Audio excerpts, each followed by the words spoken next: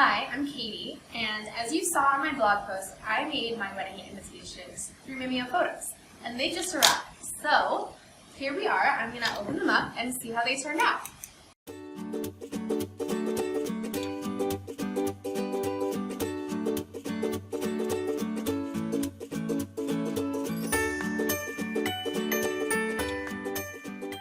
So, here it comes in this box, which, let me tell you, is really soft. I like touching it. We got flat cards. Ooh.